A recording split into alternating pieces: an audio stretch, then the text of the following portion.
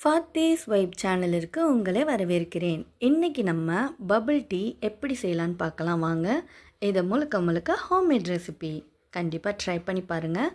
இதுக்கான அளவுகளை டிஸ்கிரிப்ஷனில் கொடுத்துருக்கேன். இப்போ நம்ம ரெசிபிக்குள்ளே போகலாம் வாங்க. இதுக்கு 1 கப் அளவு ஜவ்வரிசி எடுத்திருக்கேன். நம்ம பாயசத்துக்கு யூஸ் பண்ணுவோம் இல்லையா, அந்த ஜவ்வரிசி தான் நான் இன்றைக்கி எடுத்திருக்கேன். இதை ஒரு மிக்சர் ஜாரில் சேர்த்து நல்லா நைஸாக அரைச்சி அதை சலித்து எடுத்து வச்சுருங்க. அதுக்கப்புறம் 3/4 கப் அளவு சர்க்கரை எடுத்திருக்கேன். அதையும் நல்லா பவுடராக்கி எடுத்து வச்சுக்கோங்க. இது கூடயே 1 ஸ்பூன் அளவு சோளமாவு ரொம்ப சேர்க்க வேணாம், அதையும் எடுத்து வச்சுருங்க. இப்போ நம்ம ரெடி பண்ண ஜவ்வரிசி, அது கூடயே 1 ஸ்பூன் அளவு சோளமாவு, அது கூடயே நம்ம பவுடர் பண்ணி வச்சுருக்க சர்க்கரை, இதையெல்லாம் சேர்த்து நல்லா மிக்ஸ் பண்ணி விட்டுக்கோங்க. மிக்ஸ் பண்ணதுக்கு அப்புறமா கொஞ்சம் கொஞ்சமாக தண்ணி சேர்த்து நல்ல மாவு மாதிரி பிசைஞ்சு எடுத்துக்கோங்க. நம்ம பூரி மாவு இருக்கும் இல்லையா, அந்தளவுக்கு நல்லா கொஞ்சம் சாஃப்டாக பிசைஞ்சு எடுத்து வச்சுக்கோங்க. இப்போ நம்ம பிசைஞ்சு வச்சுருக்க இந்த மாவை நல்ல நீல வாக்கில் உருட்டி சரிசமமாக அதை பிரித்து எடுத்துக்கோங்க. ஃபஸ்ட்டு இந்த மாதிரி நீல வாக்கில் வெட்டி எடுத்துக்கோங்க. அதுக்கப்புறமா நீல வாக்கில் வெட்டின மாவை சரிக்கு சமமாக இப்படி சைடு வாக்கில் வெட்டி எடுத்துக்கோங்க. இதிலிருந்து ஒரு மாவாக எடுத்து நம்மளோட உள்ளங்கையில் வச்சு இந்த மாதிரி உருட்டி எடுத்திங்கன்னா நம்மளோட பபிள் ரெடி ஆகிடுச்சு. இதே மாதிரி எல்லாத்தையும் உருட்டி எடுத்துகிட்டு இது ஒன்றோட ஒன்று ஒட்டக்கூடாதுங்கிறதுக்காக சோள மாவு தூவிக்கோங்க. ஜவ்வரிசி மாவு இருந்தாலும் ஓகே தான், சோள மாவு அதிகமாக யூஸ் பண்ண வேண்டாம். இப்போது நம்மளோட பபிள்ஸ் ரெடி.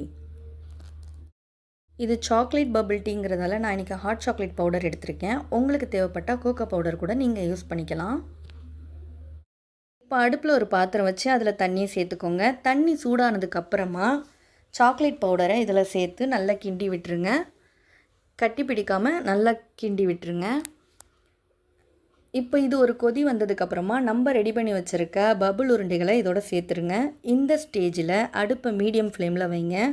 ஸ்லோ ஃப்ளேமில் வச்சிங்கன்னா எல்லா உருண்டைகளும் பாத்திரத்துக்கு அடியில் போய் கிராக் விட்டுரும், நமக்கு கரெக்டாக கிடைக்காது. அதனால மீடியம் ஃப்ளேமில் வச்சு இப்படி நல்லா கொதிக்க வச்சுருங்க. இந்த ஸ்டேஜில் இது வெந்திருக்கான்னு மட்டும் செக் பண்ணிவிட்டு அடுப்பை அணைச்சிருங்க. அணைச்சி ஆற வச்சுருங்க. ஆறுனதுக்கப்புறம் இந்த உருண்டைங்க நல்ல கிளாஸி லுக்கில் நமக்கு கிடச்சிரும். இப்போ நம்மளோட பபிள் ரெடி.